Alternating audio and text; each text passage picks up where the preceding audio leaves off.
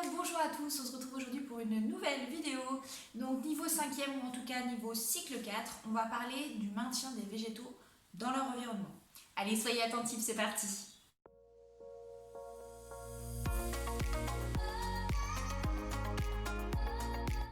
Les végétaux, comme les animaux, ont besoin de se nourrir, ont besoin de se reproduire pour pouvoir se maintenir dans un environnement.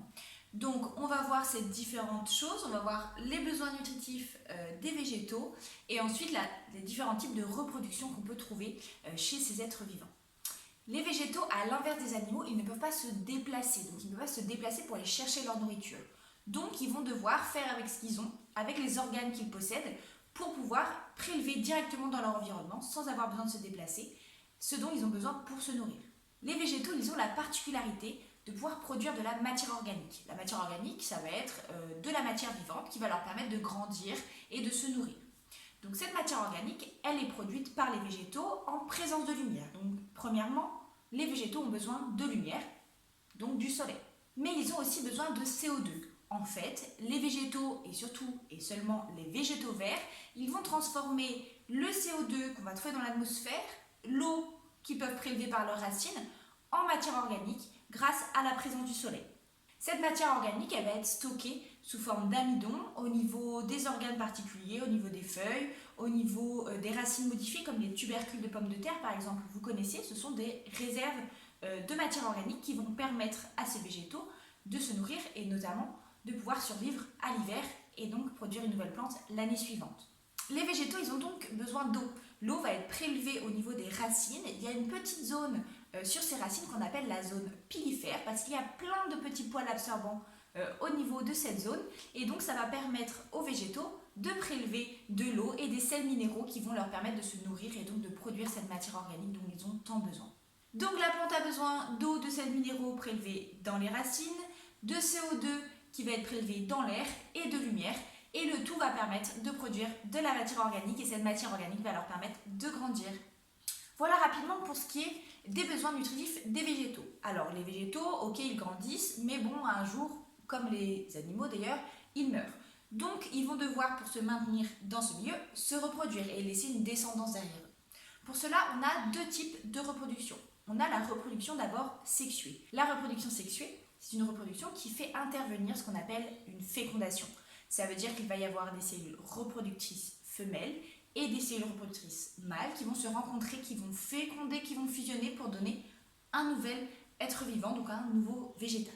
La partie fertile, donc qui va permettre la reproduction des plantes, ça va être la fleur. Donc la fleur, elle est composée de différentes parties. Si on fait un petit peu tout dans le détail, on a d'abord le pédoncule. Donc le pédoncule, finalement, ne sert pas vraiment à la reproduction, il permet juste à la fleur d'être fixée sur la plante. Ensuite, on a les sépales.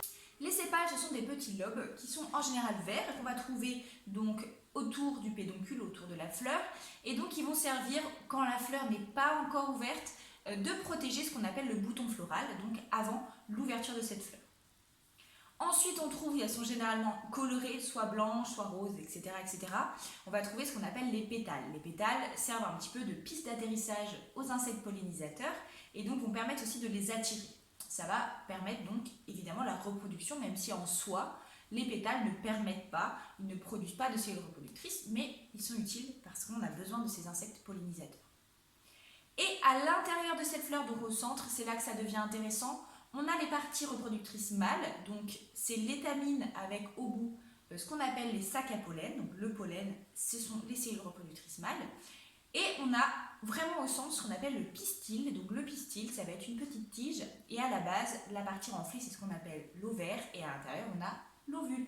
Donc les grains de pollen qui sont produits par cette fleur vont permettre la fécondation de l'ovule d'une autre fleur. Donc pour cela, il faut d'abord le transporter. Le grain de pollen va passer d'une fleur à une autre grâce au vent, on l'a vu, grâce notamment aussi aux animaux comme les insectes pollinisateurs.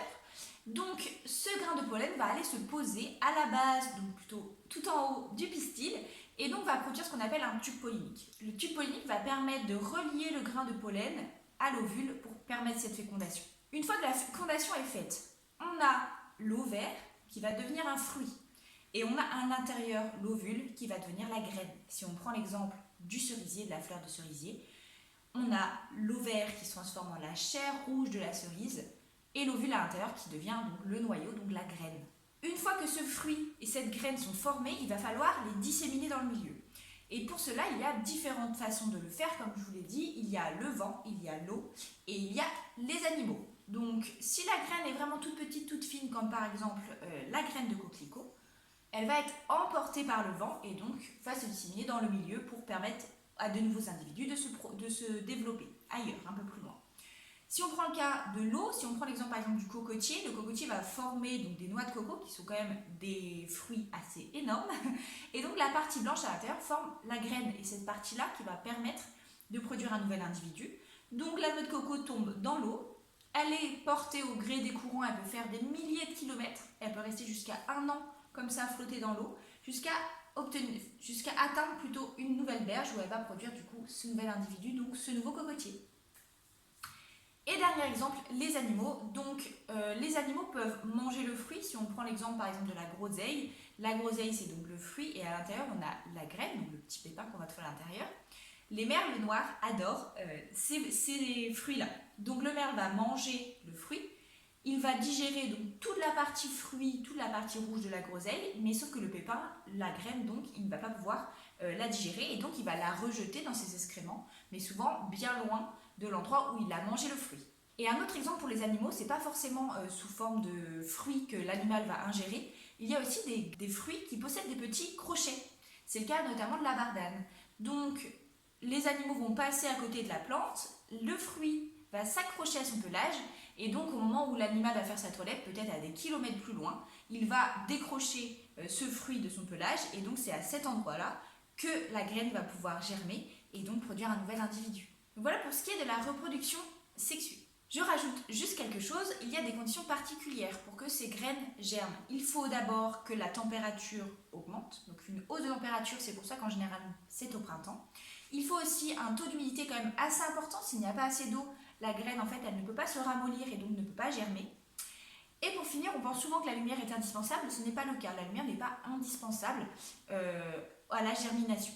Elle va être utile ensuite pour produire la matière organique, pour que la petite plante se développe, mais pour la germination, donc le fait que la graine donne un nouvel individu, la lumière n'est pas obligatoire. En plus de cette reproduction sexuée, donc je vous ai dit qu'il y avait 2 types de reproduction, il y a aussi la reproduction qu'on appelle asexuée. Donc asexuée, ça veut dire sans recours en fait à la fécondation, donc c'est complètement l'inverse de la reproduction sexuée. Cette fois-ci, il y a d'autres exemples, donc des plantes à fleurs qui vont se reproduire grâce à des organes particuliers. Donc rien à voir avec les fleurs, rien à voir avec les ovules, rien à voir avec le pollen. Cette fois-ci, ça va être des organes qu'on va être par exemple sur des stolons. Des stolons, ça va être des tiges secondaires qui vont donc pousser à partir d'une plante initiale et qui vont aller former de nouvelles racines un petit peu plus loin et former donc un nouveau plant. Il y a aussi des techniques comme par exemple le bouturage qui est très utilisé donc en jardinerie ou en jardinage d'ailleurs, je ne sais pas comment on dit, donc qui est très utilisé par exemple avec le géranium. En fait, on va couper un morceau de tige d'une plante et on va le replanter un peu dans un pot avec de la terre et donc tout ce dont la plante a besoin en termes de nutrition, donc eau, sels minéraux, vous vous souvenez de ce que j'ai dit au début de la vidéo, et donc ce morceau de plante va former de nouvelles racines et donc va former un nouveau plant, ce qu'on appelle le bouturage. A l'inverse de la reproduction sexuée, la reproduction asexuée va former de nouveaux individus, mais qui sont strictement identiques à la plante initiale. Ce n'est pas le cas de la reproduction sexuée, vu qu'on a un mâle, une femelle, du coup, le mélange des deux va faire que ça va être un plant un petit peu différent, comme nous, on est différents de nos parents, parce qu'on vient de 2 individus différents. Dans le cas de la reproduction asexuée, vu qu'il n'y a qu'un parent, l'individu formé sera exactement le même que l'individu initial. Voilà pour ce qui est du maintien des végétaux dans leur environnement. J'espère que vous avez tout bien compris. Si c'est le cas, n'hésitez pas à mettre un petit pouce et à vous abonner pour ne pas louper les autres vidéos. Et puis ça me fait toujours plaisir de voir que ce que je fais, ça vous plaît. Comme d'habitude, je vous ai fait une petite fiche de révision. Vous n'hésitez pas à la télécharger, je la mets au format PDF dans un lien dans la description, donc vous pouvez la télécharger et l'imprimer donc en couleur. Je vais aussi faire une vidéo tout de suite sur une dissection florale pour vous montrer comment on fait une dissection florale et comment vous montrer en vrai à quoi ça ressemble donc une fleur avec les pétales etc. dont j'ai parlé tout à l'heure. Allez, bye!